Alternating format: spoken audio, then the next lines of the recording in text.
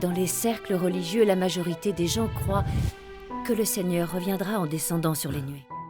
Donc, la première question, c'est sommes-nous ou non dans le vrai? Alors, comment pouvons-nous nous tromper en attendant conformément la prophétie de la Bible? Vous ne vous accrochez qu'à la prophétie selon laquelle il descendra sur les nuées. Et vous ne cherchez ni étudier d'autres prophéties plus importantes exprimées par le Seigneur. Si le Seigneur revient et œuvre parmi les humains comme le Seigneur Jésus l'avait fait dans la chair, et que nous ne le reconnaissons pas, alors est-ce que nous le jugerons et le condamnerons comme les pharisiens l'ont fait en le crucifiant encore une fois ?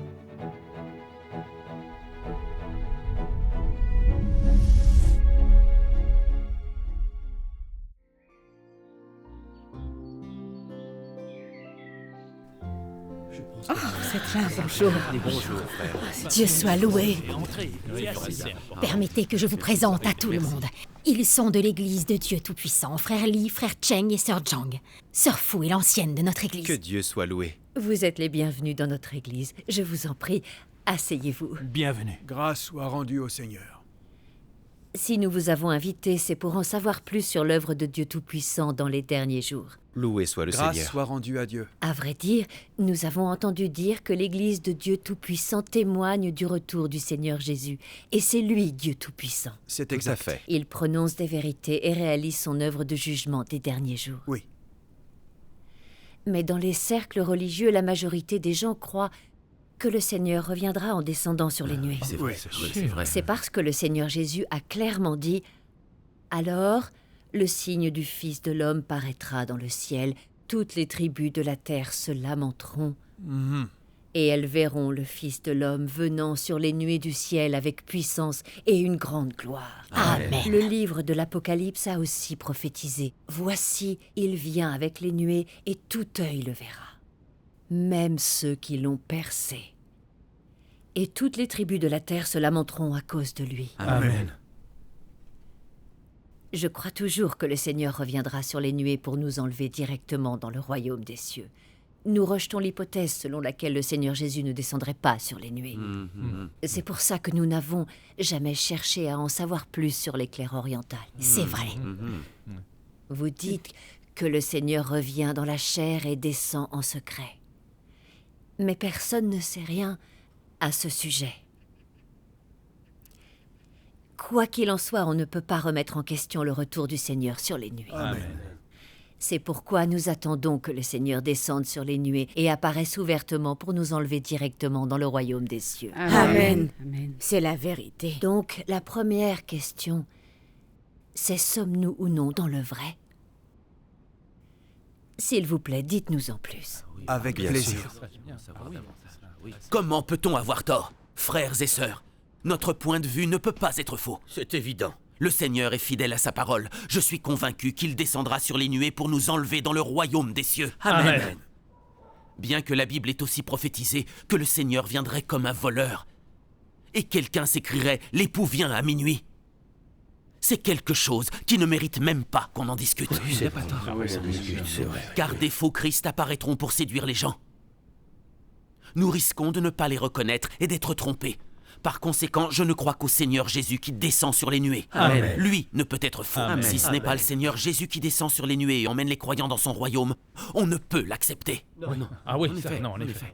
C'est mon point de vue. Amen. Frère Jia a raison. C'est ce que je pense aussi. Amen.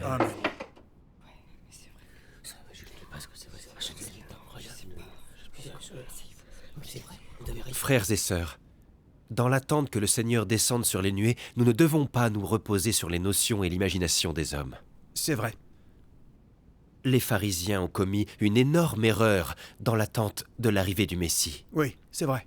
Ils se sont précisément servis des notions et de l'imagination des hommes pour juger le Seigneur Jésus, alors qu'il était déjà arrivé. Au final, ils ont cloué le Seigneur Jésus sur la croix, c'est un fait avéré.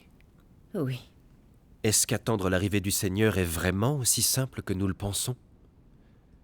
Si le Seigneur revient et œuvre parmi les humains comme le Seigneur Jésus l'avait fait dans la chair, et que nous ne le reconnaissons pas, alors est-ce que nous le jugerons et le condamnerons comme les pharisiens l'ont fait en le crucifiant encore une fois? Est-ce une possibilité? Oui, peut-être. Faut peut-être qu'on y réfléchisse. Oh, j'y ai jamais pensé. Moi non plus. Le Seigneur Jésus a prophétisé qu'il reviendrait et a dit de nombreuses paroles à ce sujet. Mais vous ne vous accrochez qu'à la prophétie selon laquelle il descendra sur les nuées. Et vous ne cherchez ni étudier d'autres prophéties plus importantes exprimées par le Seigneur. Il est donc facile de marcher sur le mauvais chemin et d'être abandonné par le Seigneur. En réalité, il n'y a pas juste la prophétie de la descente avec les nuées dans la Bible. Il y a aussi beaucoup d'autres prophéties comme celle du Seigneur venant comme un voleur et descendant secrètement. Oui. Par exemple, dans l'Apocalypse 16-15, Qu'est-ce que c'est? Alors qu'est-ce qu'il dit? Je connais pas. voici, je viens comme un voleur. Dans Matthieu 25-6, au milieu de la nuit, on cria, voici l'époux, allez à sa rencontre. Et dans l'Apocalypse 3-20, voici, je me tiens à la porte et je frappe. Si quelqu'un entend ma voix et ouvre la porte, j'entrerai chez lui. Je souperai avec lui, et lui avec moi. Toutes ces prophéties se rapportent à Dieu devenant chair en tant que Fils de l'homme et descendant en secret. Ah oui, c'est vrai, faut prendre ça en compte. La mention « comme un voleur » signifie venir discrètement, secrètement. Correct. Les gens ne sauront pas qu'il est Dieu, même s'ils le voient ou encore l'entendent. Tout comme ce fut le cas quand le Seigneur Jésus a accompli son œuvre. Le Seigneur Jésus semblait être simplement un fils d'homme ordinaire, et personne ne savait qu'il était Dieu. C'est pour ça que le Seigneur a utilisé comme un voleur en analogie à l'apparition et l'œuvre du Fils de l'homme. Cela cadre tout à fait. Ceux qui n'aiment pas la vérité, peu importe comment Dieu fait chair, parle ou œuvre, combien de vérité il exprime, ils ne l'acceptent pas. Au contraire, ils traitent Dieu dans la chair comme une personne normale, comme nous, et le condamnent et l'abandonnent. C'est pourquoi le Seigneur Jésus a dit ceci sur son retour. Car comme l'éclair resplendit et brille d'une extrémité du ciel à l'autre, ainsi sera le Fils de l'homme en son jour. Mais il faut auparavant qu'il souffre beaucoup et qu'il soit rejeté par cette génération. Amen. Amen. Amen. Selon la prophétie du Seigneur, son retour sera l'avènement du Fils de l'homme. Le Fils de l'homme fait référence à Dieu dans la chair. Pas au corps spirituel du Seigneur Jésus ressuscité descendant sur les nuées pour apparaître à tout le monde. Pourquoi est-ce le cas? Réfléchissons-y. S'il s'agissait du corps spirituel du Seigneur Jésus ressuscité descendant publiquement sur les nuées, une telle puissance choquerait le monde. Tout le monde tomberait à terre, et personne ne résisterait. C'est logique. Dans ce cas, le Seigneur Jésus revenu endurerait-il toutes ces souffrances rejetées par cette génération? Oui, il a raison. Il a raison, oui. Tellement bien dit. Ah, ça c'est vrai. C'est pourquoi le Seigneur Jésus a prophétisé que son retour serait la venue du Fils de l'homme et comme un voleur. En réalité, cela fait référence à Dieu incarné en tant que Fils de l'homme arrivant en secret. Oui, c'est vrai, les paroles du Seigneur Jésus sont très claires. Le Seigneur revenu doit d'abord endurer beaucoup de souffrances et être rejeté. N'est-ce pas Dieu dans la chair? Quelque chose manquait à la compréhension de ces écritures. Comment est-ce possible? Leur échange nous a beaucoup éclairés. Nous devons écouter attentivement. Oui. Quel est le lien entre le Fils de l'homme descendant en secret pour accomplir son œuvre et Dieu apparaissant ouvertement en descendant sur les nuées? Qu'implique ce procédé? Partageons simplement sur ce sujet. Grâce soit au Seigneur. Seigneur. Dans les derniers jours, Dieu est incarné et descend secrètement parmi les hommes pour s'exprimer et parler, accomplissant l'œuvre de jugement d'abord sur sa maison, purifiant et perfectionnant tous ceux qui entendent sa voix et retournent devant son trône, et faisant d'eux un groupe de vainqueurs. Alors Dieu provoque la grande catastrophe, raffinant et châtiant tous ceux qui n'acceptent pas le jugement de Dieu dans les derniers jours. Ensuite, Dieu descendra sur les nuées pour apparaître ouvertement devant tous les hommes. Cela accomplira alors complètement la prophétie dans l'Apocalypse 1:7. Voici, il vient avec les nuées, et tout œil le verra, même ceux qui l'ont percé. Et toutes les tribus de la terre se lamenteront à cause de lui. Amen. Tout le monde se demande pourquoi, quand le Seigneur descend sur les nuées, ceux qui l'ont percé peuvent quand même le voir. Demandons-nous qui sont les gens qui l'ont percé. Ai-je vraiment besoin de le dire? Ne sont-ils pas ceux qui ont crucifié le Seigneur Jésus en premier lieu? Si. Certains disent que ce sont ceux qui ont cloué le Seigneur Jésus à la croix. Mais est-ce vraiment le cas? Ceux qui ont crucifié le Seigneur Jésus n'ont-ils pas été maudits et détruits par Dieu il y a longtemps? C'est vrai. Oui, c'est tout à fait vrai.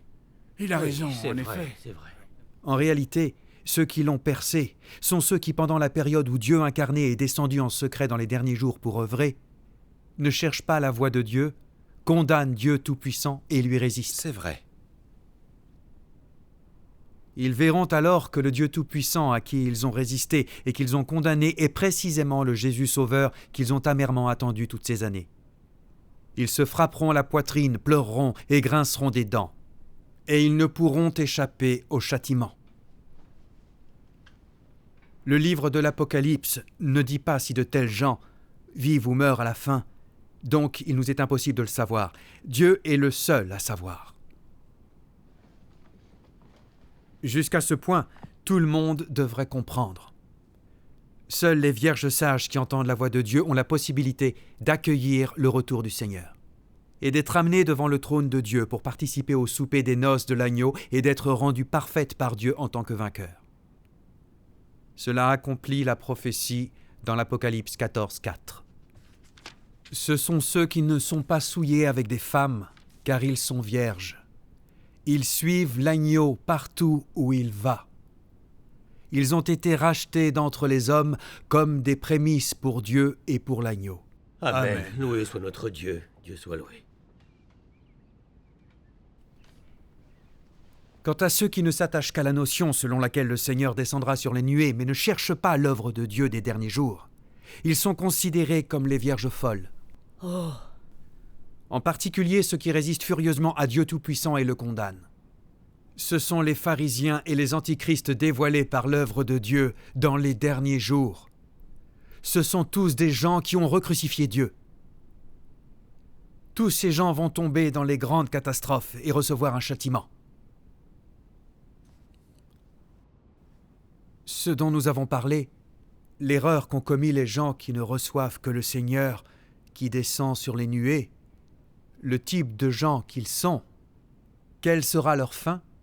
Je pense que c'est clair pour tout le monde maintenant. C'est plus clair maintenant. Ce qu'ils ont dit est vrai.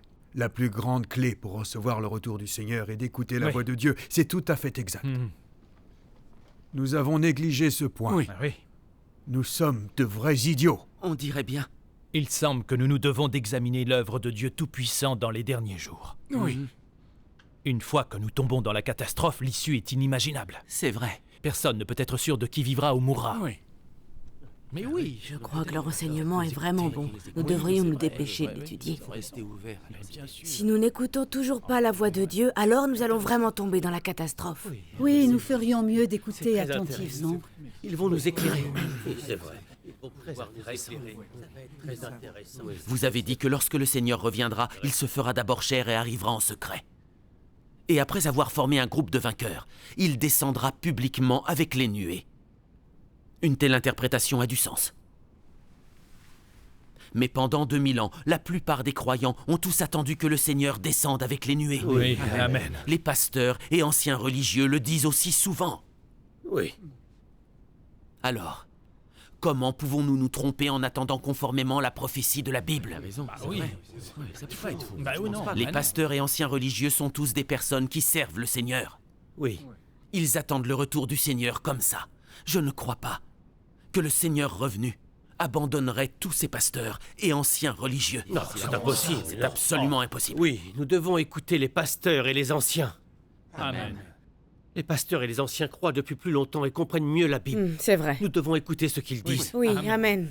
Oui, nous devons suivre ce que les pasteurs et les anciens disent tant que c'est fondé sur la Bible. Tout à fait. Obéir aux pasteurs et aux anciens, c'est obéir au Seigneur. Amen. Amen. C'est suffisant si nous suivons simplement les paroles des pasteurs et des anciens et attendons que le Seigneur descende avec les nuées.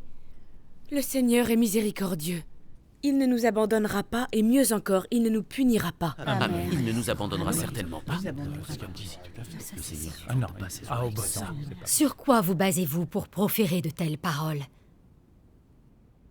Ce que vous avez dit est-il en accord avec la parole du Seigneur Jésus? Est-ce basé sur les paroles de Dieu? Si ce que vous dites est complètement fondé sur les notions et l'imagination humaine, alors c'est un acte de résistance.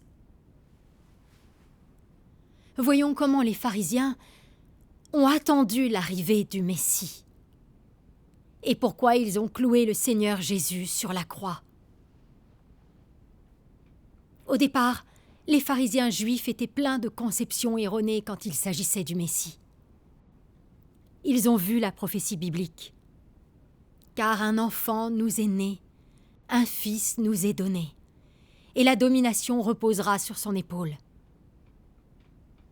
Et toi, Bethléem Ephrata, petite entre les milliers de Juda, de toi sortira pour moi celui qui dominera sur Israël, et dont l'origine remonte aux temps anciens, aux jours de l'éternité. Se basant sur les paroles des prophéties bibliques et diverses fantasmes et déductions à force de chercher concernant l'arrivée du Messie, les pharisiens ont déterminé que le Seigneur serait forcément appelé le Messie, et certainement né d'une famille riche. Par ailleurs, il serait comme David et deviendrait le roi d'Israël. Il les délivrerait de la domination du gouvernement romain. La plupart des Israélites pensaient probablement de cette façon. En effet. C'est vrai. Bien dit, bien parlé. Mais Dieu n'a pas accompli ces prophéties selon leurs notions et leur imagination. Ainsi, les pharisiens ont essayé de trouver toutes sortes d'accusations contre le Seigneur Jésus, et ils l'ont condamné et ont blasphémé contre lui. Même si à l'époque le Seigneur Jésus avait déclaré beaucoup de vérités et fait beaucoup de miracles, démontrant pleinement l'autorité et la puissance de Dieu. Les pharisiens ne se souciaient pas de la profondeur des paroles du Seigneur Jésus, ni même de la grandeur de son autorité. Cela n'était pas conforme à leurs notions et imaginations. Il n'était pas né dans une famille riche. Son apparence n'était pas noble et digne. Et puisque son nom n'était pas le Messie, il condamnerait et résisterait. Oh oui, c'est vrai. Bien parlé. Bien sûr. C'est vrai. Parce qu'ils détestent la vérité. Ils ont fini par clouer sur la croix le Seigneur Jésus, qui a dit des vérités et accompli l'œuvre de rédemption. C'est ce qu'ils ont fait. Mes frères et sœurs, les pharisiens sont-ils détestables? Oui, c'est vrai, détestables. oui. Devraient-ils être maudits? Oui, ils devraient être maudits. Il devrait être maudit. Mais oui, c'est impossible. Scandaleux. Les péchés des pharisiens qui ont résisté et condamné le Seigneur Jésus ont pleinement exposé leur nature satanique, qui est au plus haut point la vérité. Cela démontre que leur cœur n'attendait pas vraiment que le Messie les sauve du péché. Mais qu'attendaient-ils plutôt? Ils attendaient le roi des Juifs qui les délivrerait de la domination romaine, de sorte qu'ils ne souffrent plus comme des esclaves. Ils ont cru en Dieu et ont anticipé l'arrivée du Messie, parce qu'ils voulaient satisfaire leurs propres désirs et protéger leur statut. Réfléchissons-y. Quelle erreur les pharisiens ont-ils commise en attendant l'arrivée de leur Messie? Pourquoi ont-ils été maudits et punis par Dieu? Ça donne vraiment à réfléchir. Il y a matière à réflexion. Oui. Il faut y penser en effet. Intéressant. Pourquoi les pharisiens ont-ils résisté au Seigneur Jésus et l'ont-ils condamné lorsqu'il est venu accomplir son œuvre? Quelles sont la nature et la substance des pharisiens démontrés ici? Ce sont des problèmes que doivent comprendre les personnes qui souhaitent l'apparition de Dieu. C'est en effet digne d'une réflexion profonde. Si nous ne pouvons pas cerner ces problèmes, alors pour ce qui est de recevoir le Seigneur Jésus revenu, nous pourrions très bien nous retrouver sur le même chemin que les pharisiens et résister à Dieu. Tout cela n'est-il pas vrai? Si. C'est effrayant. Nous ne pouvons pas suivre le même chemin que les pharisiens. Comment les pharisiens attendaient-ils l'arrivée du Messie? Pourquoi ont-ils crucifié le Seigneur Jésus? Quelle est la source de ces questions? Voyons ce que nous a dit Dieu Tout-Puissant. D'accord. Mais oui, d'accord. Oui, c'est vrai. Oh, qu'est-ce que c'est? Je ne sais pas. Dieu Tout-Puissant dit: Voulez-vous savoir ce qui a poussé les pharisiens à s'opposer à Jésus? Voulez-vous connaître l'essence des pharisiens? Ils étaient remplis de fantasmes sur le Messie. De plus, ils croyaient seulement que le Messie viendrait, mais ne cherchaient pas la vérité de la vie. Et ainsi, encore aujourd'hui, ils attendent le Messie.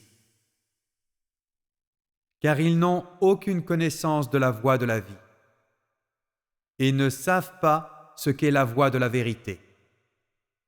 Comment, dites-vous, ces gens insensés, têtus et ignorants peuvent-ils obtenir la bénédiction de Dieu? Comment pourraient-ils voir le Messie? Ils se sont opposés à Jésus parce qu'ils ne connaissaient pas la direction de l'œuvre du Saint-Esprit, parce qu'ils ne connaissaient pas le chemin de la vérité parlé par Jésus, et en outre parce qu'ils ne comprenaient pas le Messie.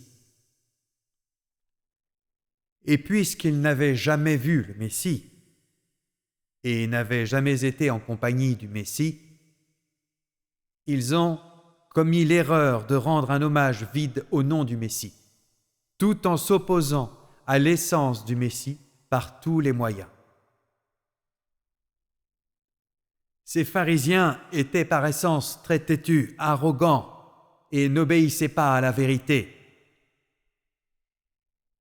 Le principe de leur croyance en Dieu est: quelle que soit la profondeur de ta prédication, quelle que soit la hauteur de ton autorité, tu n'es Christ que si tu es appelé le Messie. Ces opinions ne sont-elles pas absurdes et ridicules? C'est ce que dit Dieu. Amen. Amen. Ah oui. Amen. Pourquoi ridicule? Je ne sais pas. Étonnant. Après lecture de ces paroles, l'essence et la source de la résistance des pharisiens au Seigneur Jésus dans l'attente du Messie devraient nous être claires. En ce qui concerne la façon de recevoir le retour du Seigneur, si l'homme s'appuie sur ces notions et attend comme un idiot que le Seigneur descende sur les nuées, au lieu de chercher la vérité et d'écouter la voix de Dieu, ne prendra-t-il pas le même chemin que les pharisiens qui ont résisté à Dieu? Si.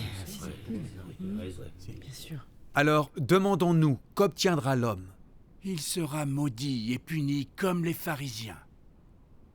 Vous avez raison. Apparemment, tout le monde a compris. Ce que vous nous avez dit est tout à fait vrai. Ces pharisiens juifs se sont fiés à leurs notions pour anticiper le retour du Messie. Ils ont condamné le Seigneur Jésus, lui ont résisté et ont été maudits par Dieu. Nous aussi, nous nous appuyons sur nos notions et notre imagination. En attendant le retour du Seigneur, nous pensons que lorsqu'il reviendra dans les derniers jours, il descendra sur les nuées et nous emmènera directement dans le royaume des cieux. Nous pensons même que si le Seigneur Jésus ne descend pas sur les nuées, alors ce n'est pas le vrai. En conséquence, nous suivons aveuglément les pasteurs et les anciens en condamnant les clercs orientales. Ce faisant, ne sommes-nous pas comme les pharisiens, commettant l'erreur de résister au Seigneur et de le condamner? Oui, je pense que c'est délicat, je pense, oui. C'est terrifiant d'y penser maintenant. Sœur Wei, même si leurs paroles sont raisonnables et conformes à la Bible, je crois toujours que le Seigneur descendra sur les nuées. Amen. Amen. Je crois que le Seigneur descendra sur les nuées pour nous emmener dans le royaume des cieux. Amen. Amen. Parce que le Seigneur a dit que ceux qui l'attendent ne seront pas confondus. Oui. Tout à fait. Je suis d'accord avec le frère Jia. Amen. Oui, amen. Tu as raison, mais quand même. Frère Jia, avant nous comprenions la même chose, et croyons que le Seigneur reviendrait sur les nuées pour nous emmener directement dans son royaume. Après ce que nous venons d'apprendre, nous pourrions nous tromper. Ce qu'ils viennent de nous dire en se basant sur les prophéties du Seigneur dans la Bible est très clair. Le Seigneur Jésus reviendra dans les derniers jours secrètement d'abord dans la chair en tant que Fils de l'homme. Il accomplira l'œuvre du jugement en commençant par la maison de Dieu et formera un groupe de vainqueurs avant la catastrophe, avant d'apparaître publiquement en descendant sur les nuées. Je pense que cela est tout à fait conforme à la Bible et aux paroles du Seigneur. Quelqu'un a maintenant témoigné de l'avènement de l'époux. Avons-nous examiné ce fait? Qu'avons-nous fait? À quoi étions-nous occupés? Nous avons tous suivi des guides religieux en condamnant l'éclair oriental. Est-ce correct? Est-ce conforme aux intentions du Seigneur? Même si nous ne pouvons toujours pas être sûrs que Dieu Tout-Puissant soit le retour du Seigneur Jésus, nous devrions au moins faire des recherches. Oui, nous devons faire des recherches. Nous devons écouter la parole de Dieu Tout-Puissant pour voir s'il s'agit de la voix du Seigneur ou non. Oui, en effet. Si nous ne le faisons pas, dès que nous aurons manqué l'occasion d'être perfectionnés par le Seigneur pour devenir des vainqueurs, nous serons pris par la catastrophe et punis. Notre perte sera alors énorme. Nous ne devons pas manquer cette possibilité. Sœur Fou a raison. La souffrance que nous avons endurée en croyant au Seigneur aurait été vaine. Oui. Alors nous serions vraiment des vierges folles. Absolument, oui. Nous ferions mieux de laisser les frères et les sœurs de l'Église de Dieu Tout-Puissant nous en parler un peu plus. Oui. Faites-les écouter. Attentifs, Ouais. oui, les attentifs. Frère, pouvez-vous nous en dire un peu plus? Rendons grâce à Dieu. Frères et sœurs, l'évangile du royaume de Dieu Tout-Puissant se répand dans toute la Chine continentale depuis plus de 20 ans. Il s'est répandu dans diverses confessions religieuses. C'est vrai. Au cours de cette période, en raison de la répression furieuse du Parti communiste, associée à la campagne de propagande des médias du parti, Dieu Tout-Puissant est déjà un nom familier que tout le monde connaît. C'est vrai. Tout à fait. Plus tard, toutes les vérités exprimées par Dieu Tout-Puissant et les divers films et vidéos produits par l'Église de Dieu Tout-Puissant ont été diffusés en ligne, se répandant à travers le monde. C'est vrai. Oui, absolument. Oui. Je pense que les gens dans les cercles religieux ont tous entendu parler des diverses méthodes de témoignage de l'Église de Dieu Tout-Puissant. C'est vrai. Nous en avons effectivement entendu parler. Tellement de personnes ont témoigné de la venue de Dieu, ce qui accomplit la prophétie du Seigneur Jésus. Au milieu de la nuit, on cria « Voici l'époux, allez à sa rencontre ». Alors pourquoi les pasteurs et les anciens religieux condamnent furieusement l'œuvre de Dieu Tout-Puissant dans les derniers jours et lui résistent? Il existe dans la Bible tellement de prophéties sur le retour du Seigneur. Alors pourquoi sont-ils tellement fixés sur la prophétie du Seigneur descendant sur les nuées? Pourquoi, quand ils entendent qu'il y a des témoignages de la venue du Seigneur, ils ne les examinent pas? Oui, c'est vrai. Pourquoi, alors qu'ils savent que Dieu Tout-Puissant a exprimé de nombreuses vérités, et qu'ils ont vu la réalité de l'œuvre de Dieu, sont-ils obstinément attachés à leurs notions et imaginations, résistant à l'œuvre de Dieu des derniers jours et la condamnant? Bonne question. Ces personnes aiment-elles la vérité et attendent-elles vraiment l'avènement du Seigneur ou pas? Sont-elles des vierges sages ou des vierges folles? Si elles sont des vierges sages et attendent réellement le retour du Seigneur, alors pourquoi, quand elles entendent la voix de Dieu et voient l'évangile du règne prospérer, condamnent-elles et résistent-elles obstinément? Serait-ce leur sincérité à désirer et à espérer que le Seigneur apparaisse? Cela pourrait-il être leur véritable expression de réjouissance quant au retour du Seigneur? Non. En définitive, pour être franc, leur croyance en notre Seigneur et leur intérêt à voir le retour du Seigneur Jésus sont faux. Mais leur envie d'être bénis et d'entrer dans le royaume des cieux est réelle. Oui. Il a raison. Elle croit au Seigneur, pas pour chercher la vérité et obtenir la vie, ni pour obtenir la vérité et s'éloigner du péché. Qu'est-ce qui les préoccupe le plus? Que le Seigneur descende pour les amener directement dans le royaume des cieux et les faire échapper à la souffrance de la chair et qu'elles profitent des bénédictions du royaume des cieux. Voilà le but réel de leur croyance en Dieu. Bien dit. Dites-moi, en dehors de cette raison, pourquoi rejette-t-elle Dieu Tout-Puissant qui exprime des vérités pour sauver l'humanité? Tout le monde peut y penser. Si quelqu'un aime la vérité et a vraiment envie de voir Dieu apparaître, comment agira-t-il quand il entendra que le Seigneur est venu? Ne va-t-il pas écouter, regarder, entrer en contact avec cette réalité? Refusera-t-il, condamnera-t-il et résistera-t-il aveuglément? Je crois pas. Certainement pas. C'est vrai, certainement pas. Parce que celui qui recherche sincèrement l'apparition de Dieu et accueille son arrivée recherche la manifestation de la vraie lumière, et que la vérité et la justice dominent dans son cœur. Elle veut que Dieu vienne sauver l'humanité et aide les gens à échapper complètement au péché pour devenir saints et être gagnés par Dieu. N'est-ce pas vrai, tout le monde? En effet, ceux qui attendent uniquement que le Seigneur descende, mais nient et rejettent Dieu Tout-Puissant. En particulier ces guides religieux qui condamnent furieusement Dieu Tout-Puissant et lui résistent pour protéger leur statut et leurs moyens de subsistance. Ce sont toutes des personnes qui méprisent et détestent la vérité. Elles sont toutes des non-croyants et des antichrists mis à nu par l'œuvre de Dieu des derniers jours. Une fois que Dieu fait chair aura accompli son œuvre de salut, ces personnes tomberont dans le cataclysme tout à fait exceptionnel, pleurant et grinçant des dents. Ah bon? Ah, c'est incroyable, ça fait quand même. Hein. Ensuite, la prophétie du Seigneur descendant sur les nuées pour apparaître publiquement sera complètement accomplie. Voici, il vient avec les nuées, et tout œil le verra, même ceux qui l'ont percé. Et toutes les tribus de la terre se lamenteront à cause de lui. Amen. Oh, alors là, c'est quand même fou.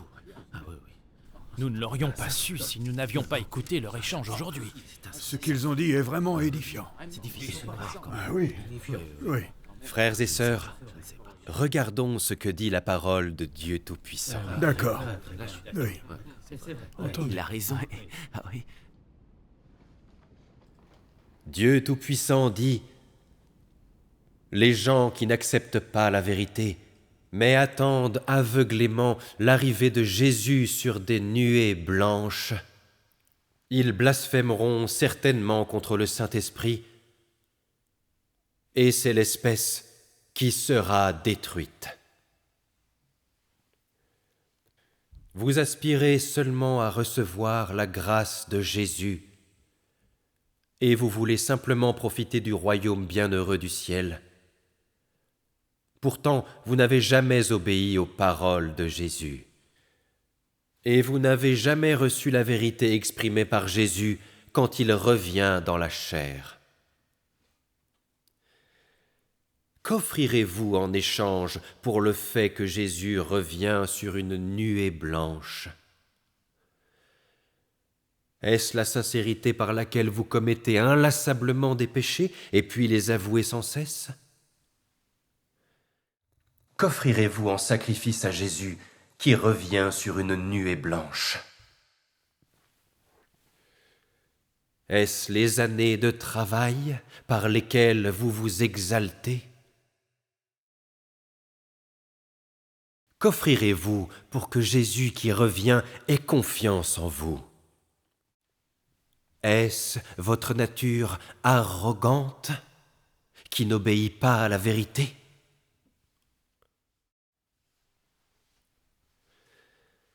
Je vous le dis, ceux qui croient en Dieu à cause des signes sont sûrement la catégorie qui souffrira de la destruction.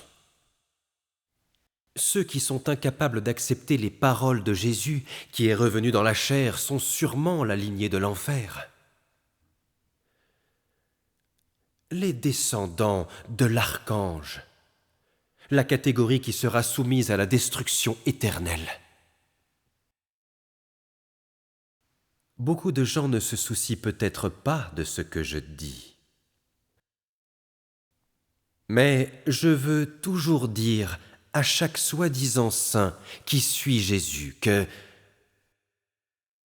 quand vous verrez Jésus descendre du ciel sur une nuée blanche de vos propres yeux, ce sera l'apparition publique du soleil de justice.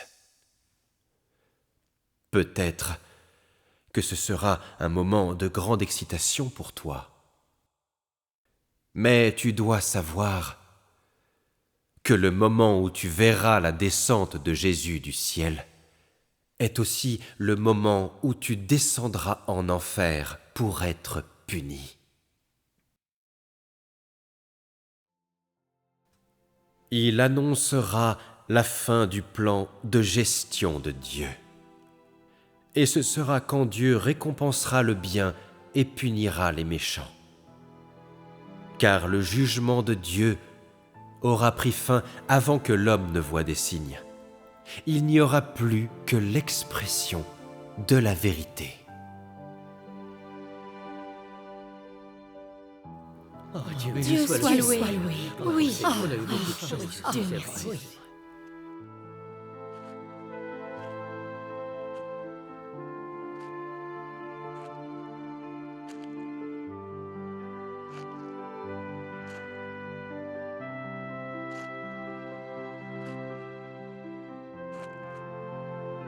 Ceux qui acceptent la vérité et ne cherchent pas des signes et ont donc été purifiés, iront devant le trône de Dieu et entreront dans les bras du Créateur.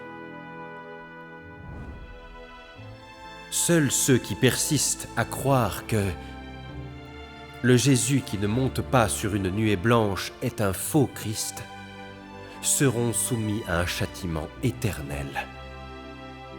Car ils ne croient qu'au Jésus qui manifeste des signes, mais ne reconnaissent pas le Jésus qui proclame le jugement sévère et libère la vraie voie de la vie. Et donc, il est certain que Jésus s'occupera d'eux quand il reviendra ouvertement sur une nuée blanche.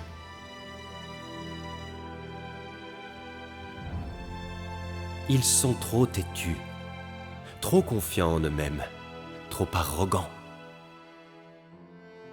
Comment ces dégénérés pourraient-ils être récompensés par Jésus ?